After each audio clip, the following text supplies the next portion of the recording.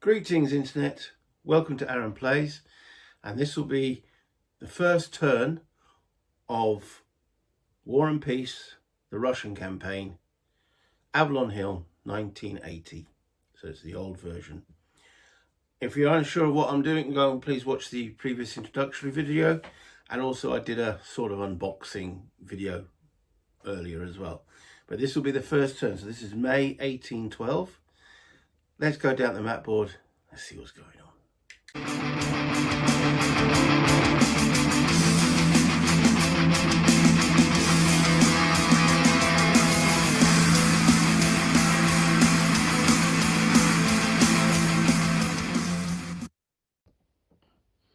Okay, so we're into the French turn. First turn of the game. It is May 1812. So going through the sequence of play, we have attrition phase. There is no attrition on the first turn, so we can skip that one. The alliance phase doesn't occur until November, so we can skip that one for many turns. So after that is the reinforcement phase, and the French get one infantryman in Dresden, which is here with Napoleon. So, and General A. So I'm going to actually put him with General A, because Napoleon's going to be moving very swiftly. And we then, after reinforcements, we're into the movement phase. So what should be the French objective in this first movement phase? We know they have to move quickly. Went through in the previous video, it's a long way to Moscow. Take that white cube off. So we need to keep pushing, and that means force marching. There's a Russian force here under a good commander. So is it worth engaging him? Probably. With the Russians, I set them up. They would, like, this guy could set up within one hex of Brest-Litovsk in Russia. So I could have set him up anywhere there. I stuck him in the marsh, hopefully give him some favourable terrain. And I didn't want to, you know, as far away from the French as possible was my thinking. So what is the defence value of that terrain? Sitting in the marsh. Or swamp as they call it here. -1 if S is attacked in, and +1 if L is attacked in. We'll go through what that means when it comes to combat. But it's beneficial to the defender in that hex. So, is it worth attacking him? Well, from the French point of view, causing as many casualties as possible is important. Okay, so the best commander in the area, we've got Davout right up the top there, so he's not going to get down there. So let's move. Now Davout, he can move 15 guys at the same time, and currently under his command he has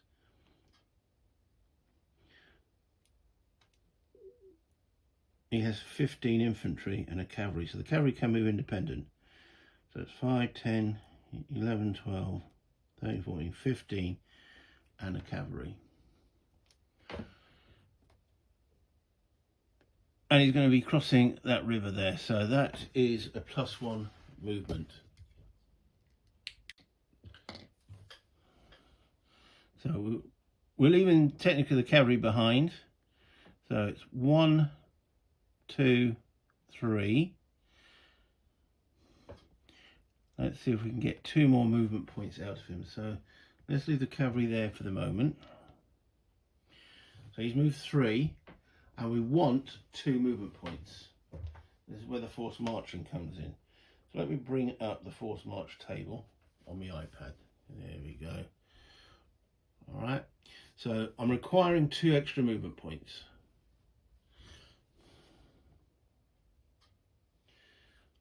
Then I look at the modifiers. So at the moment we've got no, they're not all Guardian. Are all units French? No, there's actually some French allies in there.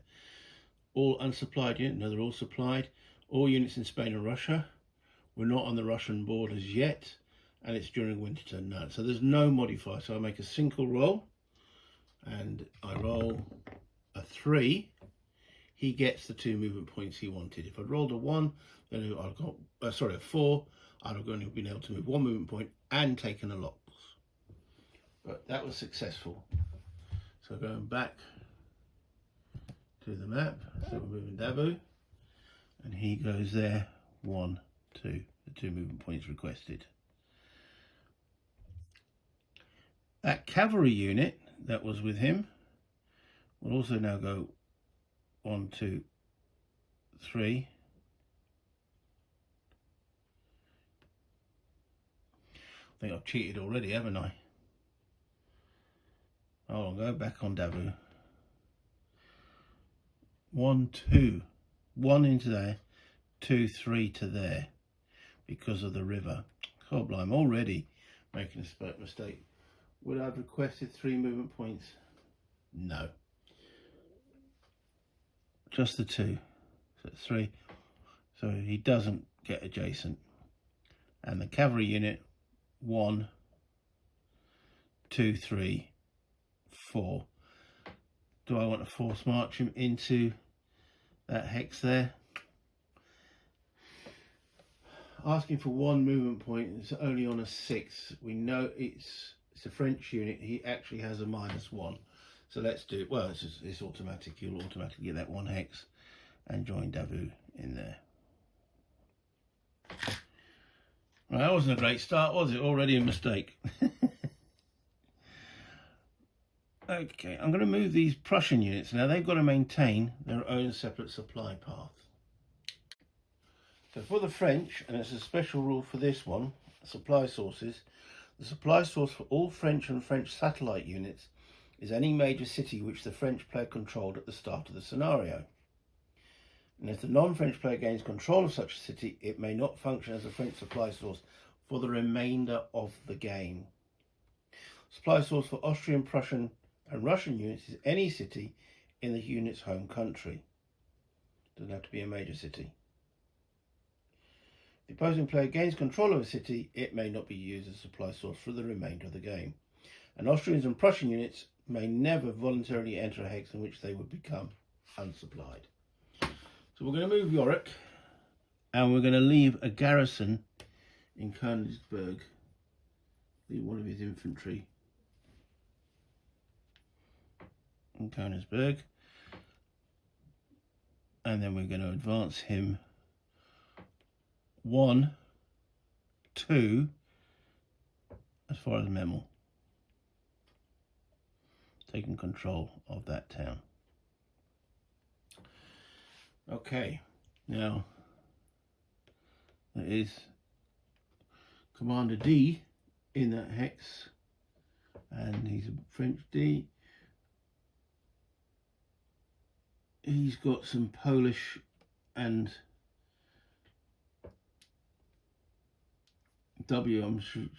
Westphalian infantry with him. So we'll think about that at the present moment. Okay, so let's zoom out a little bit.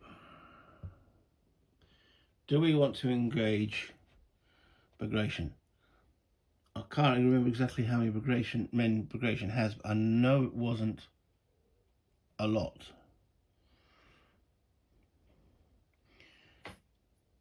So let's move Schwarzenberg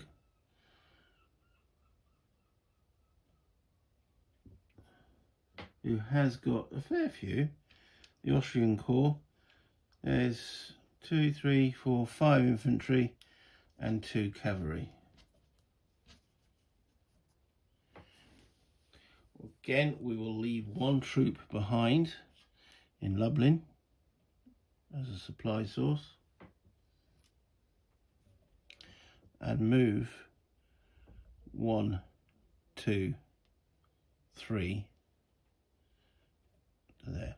There's no zones of control, You can't enter an enemy hex, but there's nothing stopping. If he had movement, he could force march there. But the Austrians will not be the main attacking force.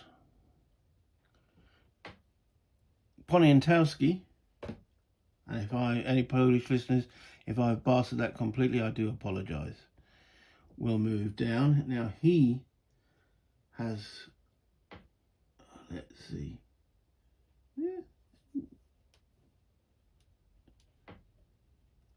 he's got 3 Polish and a cavalry.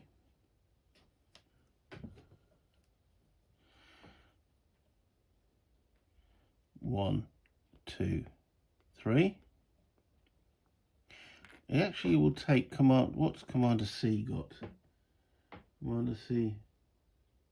We've got Westphalians here.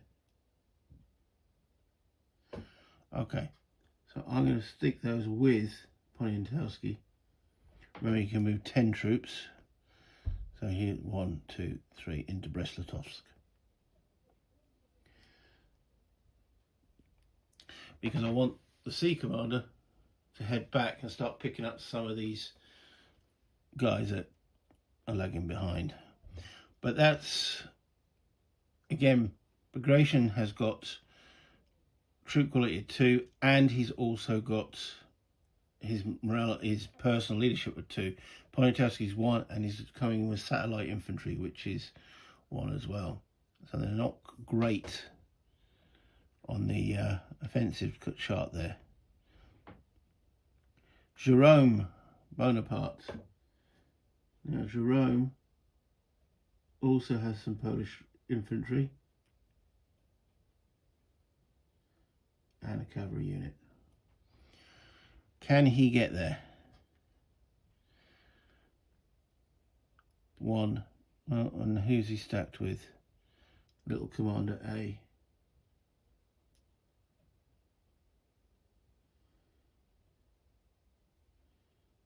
He can carry those. So joining Jerome, and he will march 1, crossing that river, 2, 3. I want to get him to here, because then he can reinforce the battle. So it's 3 to there. I could get him to come up force march with 2 hexes, but we've seen what that's potentially like. All French, there's no French in there. They are supplied at the present moment, Spain or Russia, and that says no modifiers. We want to go 1 hex. So anything but a 6. They rolled a 3. So they force march into there successfully. I've now freed up these 2 commanders here to go and pick up some additional troops. So leaders 1, 2, 3, 4 is crossing the river. 5, 6, 7, 8, 9, 10. And Commander C will do the same. 1, 2, 3, 4, 5, 6, 7, 8, 9.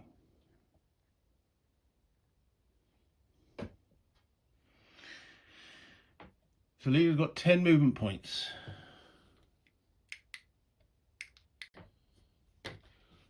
Eugene, 1, 2, 3. I want him to force march 1. They have got French. Actually, I better double check. Eugene.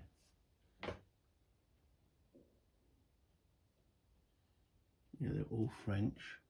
So it's going to be automatically, he will be able to get into that hex there.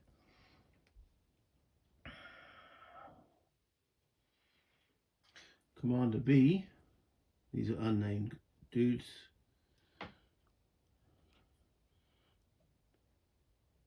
One, 2, 3. They're all French, force marching to there for 4, because the French get -1. He will leave those troops under Eugene. Oh, the names are really tiny on here. So Eugene, yes. So that's 4, 5, 6, 7, 8, 9. Starting on his way back to go and pick some dudes up. Murat. He's got a lot of cavalry under his command. 1, 2, 3, 4. 1, 2, 3.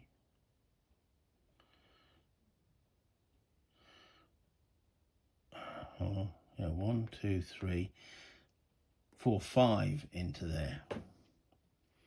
So the cavalry's got 4, so that's a force march of 1. Ideally, I want to go into there. So there's a force march of 2. Okay, so looking at that table again, so all French units is -1. They are in supply. So yeah, we'll do it. We'll go for 2 movement points. We roll a 2, which is fine. So Murat goes in there. We could have attempted 3, but I don't want to take too many losses at this stage. So they're going to be reinforcing the battle here. We then got Ney, bravest of the brave. He's got a very large force of infantry.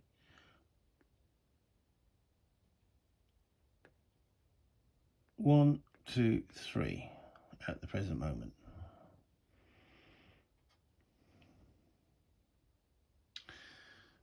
They're not all French troops though.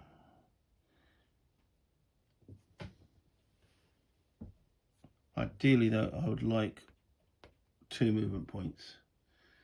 So we'll go for 2 movement points and roll a 4, which is,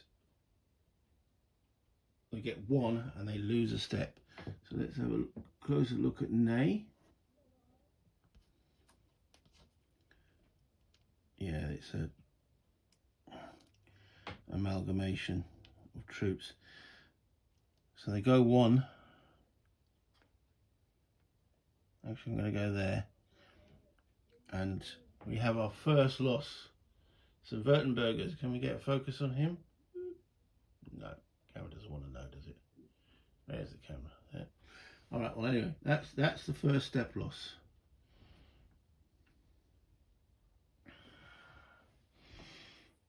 An unsuccessful force march. This little Commander B here, he's got a large stack of allied units. Now we're going to be taking supply from Warsaw and Königsberg, are the 2 major cities.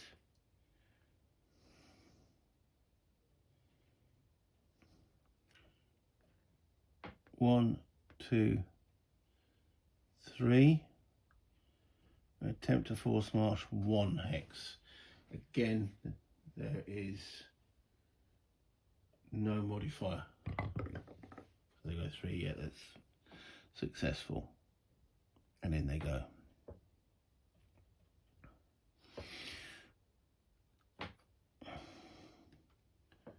Force D.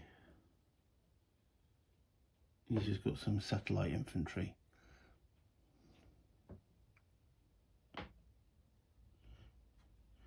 One, 2, 3. He goes and joins Eugene.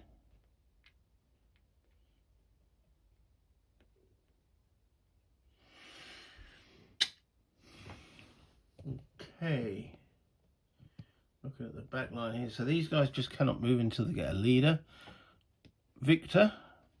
He hasn't got many troops. And again, they're not all French or French allied, but 1, 2, 3, and he'll go into Thorn for 4, gaining 1 extra. Yeah, you rolled a 1. And you roll a 1, you think, oh, I'm going to push that a bit more, but okay. Bezeres. Sorry, French listeners, I'm not quite sure how to pronounce his name, but he's got the guard. 1, 2, 3, And they get -2 for force marching. And they're all guard, I think. There's. Just double check that. Oh no, they're not. They've got some. He's got some Polish and Rhinelanders in there as well. Okay, so we won't rush them then. 1, 2, 3, and then 1 hex. Rolled a 4. That's fine.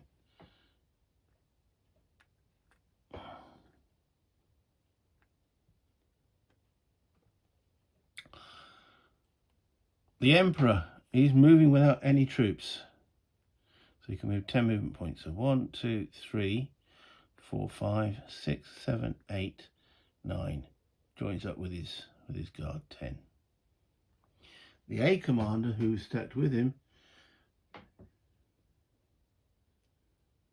yeah, from Dresden, they move forward. 1, 2, 3. There'll be 2 movement points to cross the river, so he won't. He'll just, actually 1, 2, 3. Sit there, and that's the movement phase. We have 2 combats, and we'll mark them, one with yellow and one with pink. Let's look at what forces are involved. So we've got Bagration,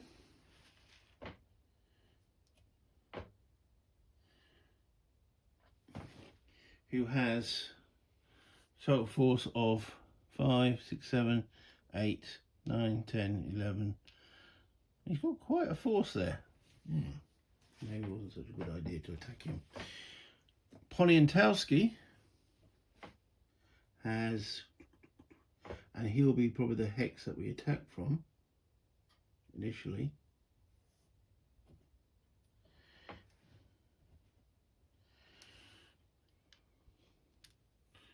Let's stretch that down. There we go. 2, 3, 4, 5, 6, 7, 8.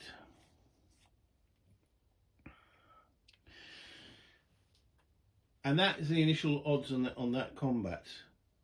So the Russians have got 5, 6, 7, 8, 9, 10, 11, 12 factors, and the French 2, 3, 4, 5, 6, 7, 8 factors.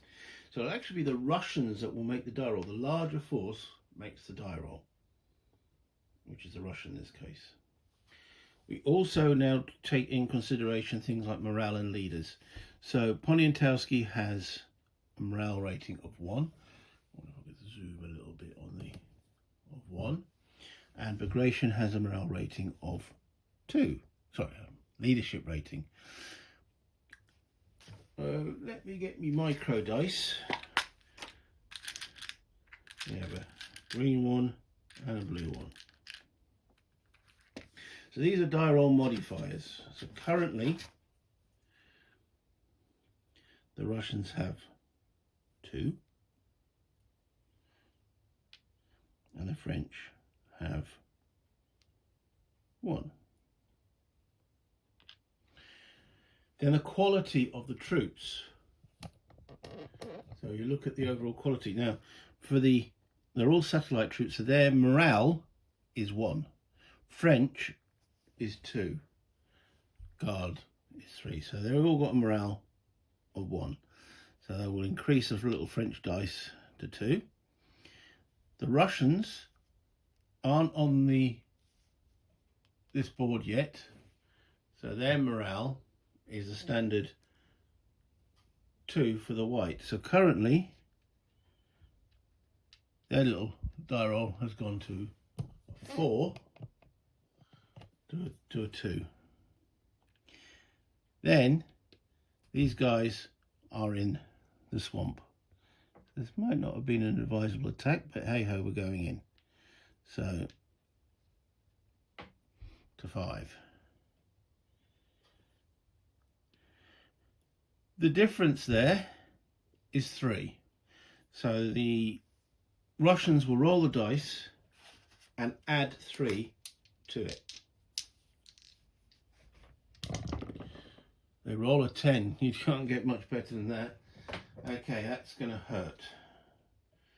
So let's have a look how that relates to the table. So we know it's 12 factors to 8, which is 3 to 2. I wonder if I can get this in here. Hold on, let me zoom out a little bit. And then zoom back in. Oh. I want to show the comment. Blinking camera, come on. All right. Oh dear. Okay, so we're looking at this combat results table here. Larger force, smaller force. And the result at 3 to 2 was a 10. That's right over here. Where the large force takes 1, the small force takes a D2. We look down now onto this table. A 1 and the amount of the smaller, you look at the smaller force, will be 1 loss to the Russians, and a D2 will take that to 3 losses for the French. And one of them must be cavalry, because starting from that point on, must be cavalry. So, and a D2 on their morale. So we have 1 Russian loss and 3 French, one of which has got to be a cavalry.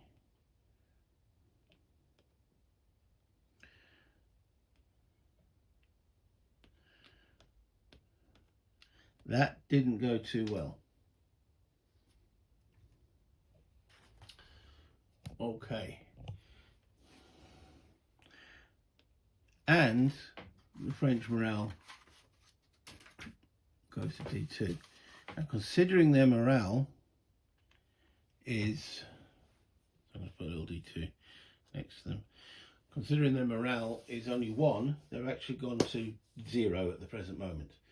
Doesn't mean the battle's over, because there are French units that could join in the fray, such as Schwarzenberg and over here. Okay, so that concludes that battle, but at the same time, this one is being fought as well. And that's what I've got to resolve that as well before and then I can start the second round of this battle. If they're being more closer, it would be more important, but I'd still want to resolve this as the game intends. So the Russian commander over here, A, has a force of 2, 3, 4, and now, is he in a town? He is. So with that force, he could go into the city.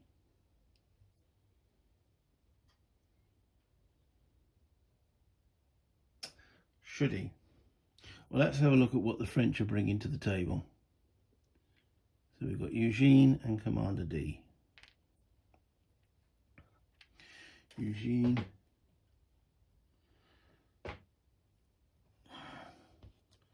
and Commander D.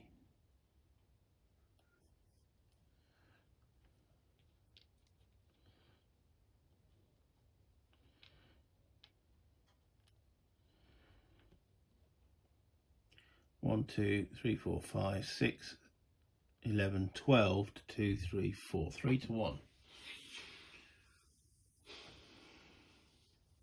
And a commander difference. I think with force A,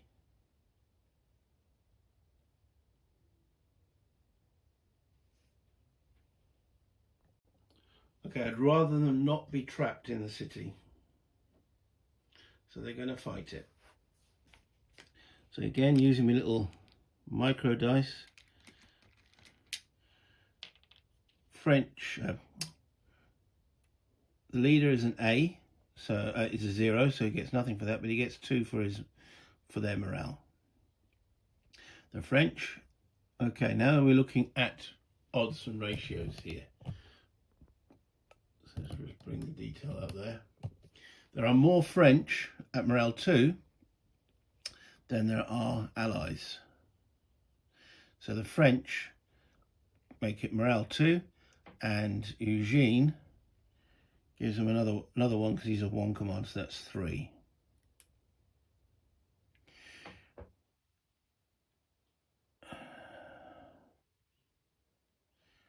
The river doesn't have any impact on this defence because he's not, the French unit isn't on the river and the Russian isn't behind the river. He's actually on it. So there's no actual defence modifier there. So it's a +1, and the odds we know is 3 to 1. So let's roll the dice. French roll a 6, which becomes a 7 because of the 1 difference there. So on a 7, maximum odds is 2 to 1 on the table. 7, the French are the largest force. They roll, so L0, so the French take no losses. The small force take a 1, which in this case they take 1 loss.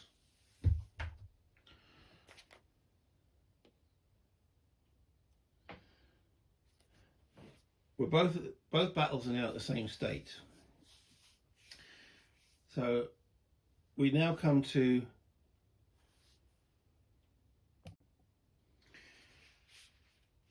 the state of each battle. We can actually now reinforce and withdraw. The Russians want to withdraw here, and the French would like to reinforce. But the withdrawing is first. So it can retreat 1 hex in any direction. So he's going to fall back to here.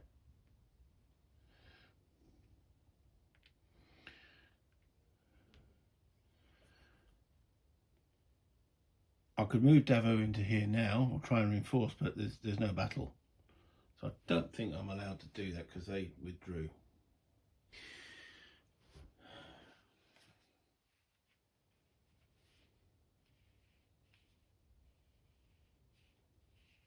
We'll come to their advance in a moment. Okay, so going now to the other battle. Now, Bagration won that encounter, but is consciously aware now that the French morale's D2, so they're currently 0, that normally they would have to withdraw, but if they get reinforcements, so if any of these guys actually enter the battle, their morale will improve. In fact, go back to default. I'm looking, oh, this is a Russian commander decision. I know Murat's got 4 cavalry. I can't remember what Poniatowski's got. But they'd all be under the command of Murat. Or Murat. And I believe there can only be 1 reinforcement per turn, so he might be only able to join in the 2nd turn. I'll have to double check that.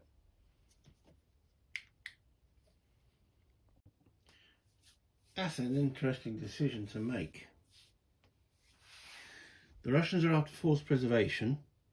They're unsure if either, so Schwarzenberg and Murat can make a die roll to join this battle.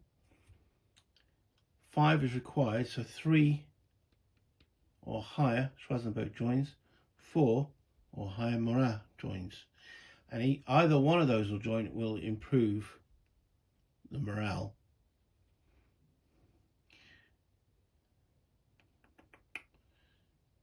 We made the French bleed there, didn't we? I think fight one more round, see what happens. So there's no withdrawal.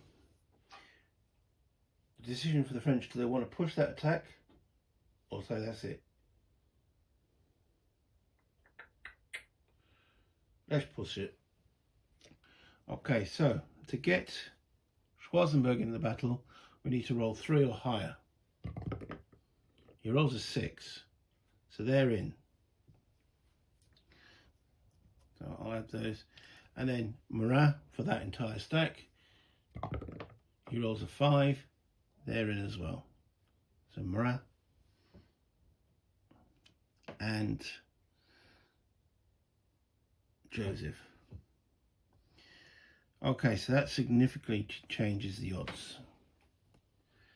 Let's zoom out a little bit. So the initial force here. We've now got Austrians involved. Schwarzenberg can't take command of the force because there's more French involved, or French type troops, French satellite.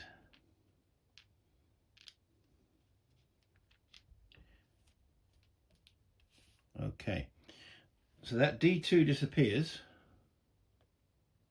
French are encouraged. And now it's 1, 2, 3, 4, 5, 6, 7, 8, 9, 10, 11, 12, 13, 16, 17, 18, 19, 20, 21, 22, 23 French versus 11 Russians. It's now 2-1. Looking at the die roll modifier, so the Russians are still on their 2 morale and their 2 leader is 4 and the swamp. So they've still got the 5 modifier. The French, and I should move all those now into there because they've moved into that hex, are still on the majority of their units. I'll just show you what we've got down here. The majority of their units are morale 1 and their leader is morale 1. So they're actually going to be rolling with a -3 modifier. But they make the roll this time. Hope they don't. Using my French hat, they get a big die roll in their favour. The roll is 7, take away 3 is a 4. That's not so good. With a 4, but it is 2-1. That's a 1-1. And we look at 11 now. Both sides are taking 2 losses. No demoralisation. And no cavalry losses. So it's 2 Russian. And the French would like to preserve the Austrians. So we'll take a Westphalian and a Saxon unit as casualties.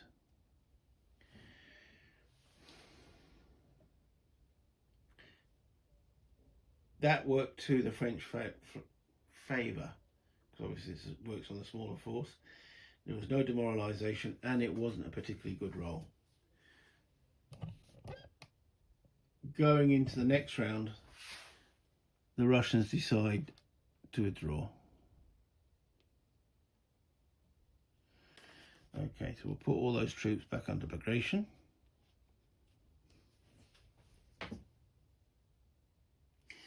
And then we'll work out, well, all the Austrians will be under Schwarzenberg. That one's easy. Austrian display, Schwarzenberg. Okay. Okay, so we can advance into this hex and this hex. And I don't have to advance everybody. Going back on that demoralisation here, it was at 0. If it had to be equal to or more troops that were undemoralised advancing in to remove that demoralisation, and that's what happened. If only Schwarzenberg had come in, that would have been less troops, so he would have been reinforcing a demoralised force. But we are playing with demoralised combat optional rule. So at the end of any combat, after both players have held, right. At the end of any combat, any unit committed to a field that may advance. It says any unit, and it doesn't count as for movement points and such. So we don't want to advance everybody here. We want to split up the force because we've got the attrition roll next turn to consider. However, we don't want to leave the force too weak that it can be attacked. So we're going to move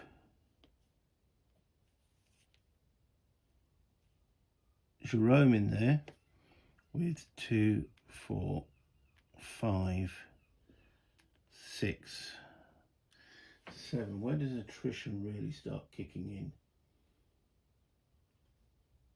6 to 10. So we can put 10 in there. Or we could put 6 in. We don't want to put 6. We want more than 6. 2, 3, 4, 5, 6. Actually, we're going to put 7, 8. No. We don't want to leave it too weak. 2, 4,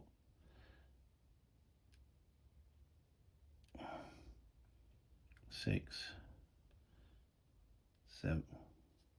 2, 4, 6, 7, 8. We'll move in with Jerome.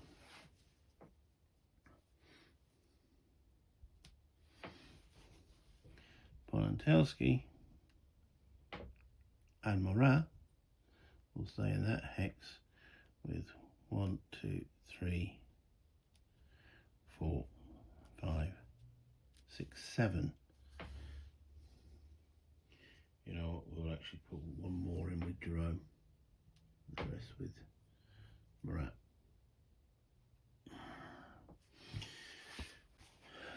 Okay, so that's that battle. The battle at the top of the board there, so we can advance in there. Eugene will advance in, and he will take 5, 6, 7, 8, 9, 10 in with him.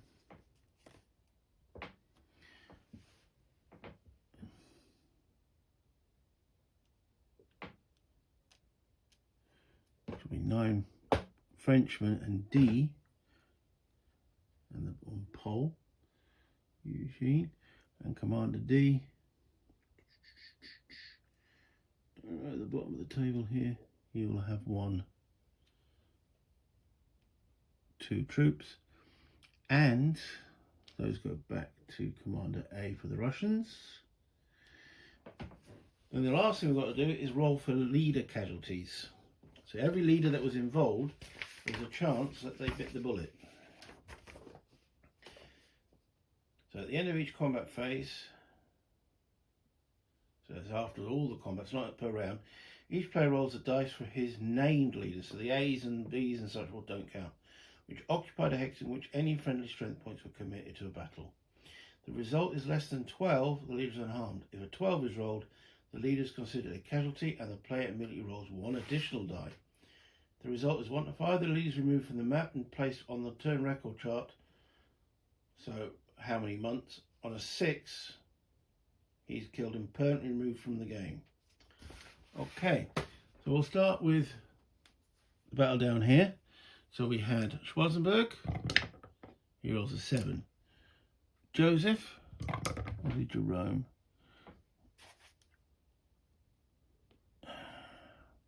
Jerome, he's okay, he rolled a 6. Morat rolls a 4. And Poniatowski, he rolls a 3. Ambigration,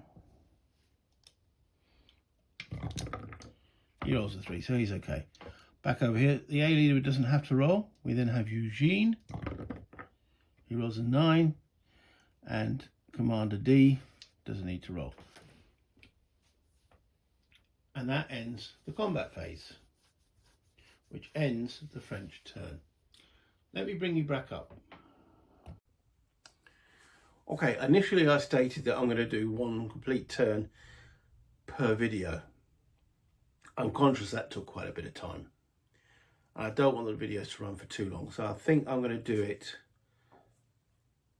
French player turn, 1 video, Russian player turn, 1 video. So I know I said what I said at the beginning, but yeah, it did take longer than I anticipated. And obviously explaining rules does take time. So I hope most of that was clear.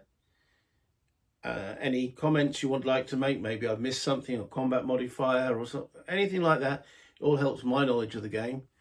It had been a long time since I played. I've read the rules twice, but you still miss things, especially about that combat and who can reinforce, when they reinforce, when they withdraw, and so forth. So I'm going to say goodbye on this, and then I'm going to start the Russian turn. So Bye, Internet. Until next time, enjoy your gaming.